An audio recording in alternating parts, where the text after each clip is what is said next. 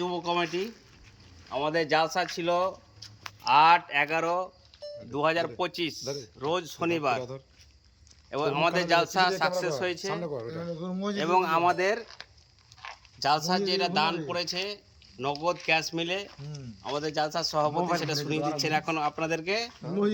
হ্যাঁ, শাহউদ্দিন বলেন জালসার কমিটি কত ক্যাশ হয়েছে আর কত বাকি হয়েছে। আসসালামু আলাইকুম।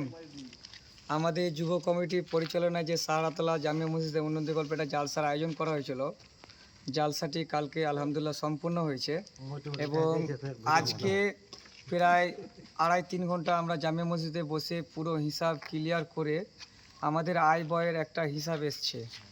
আয় ব্যয়টি আপনাদেরকে আমি বলে 2-4টা কথা বলবো।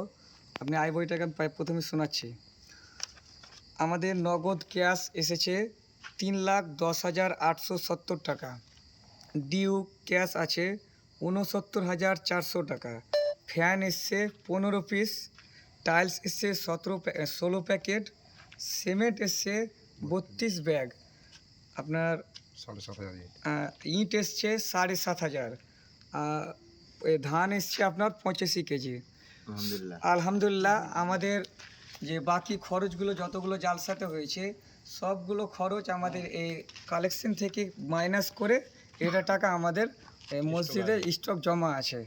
তো এই সব কিছু আল্লাহর প্রচেষ্টা, মানে আমাদের আল্লাহ তাআলার সাহায্যতে আমরা সব কিছু করতে পেরেছি এবং পুরো সাহারাতলা গ্রামবাসীকে আমরা সকলকে জানাই অসংখ্য ধন্যবাদ এবং আমাদের যুব কমিটিকে জানাই অসংখ্য ধন্যবাদ।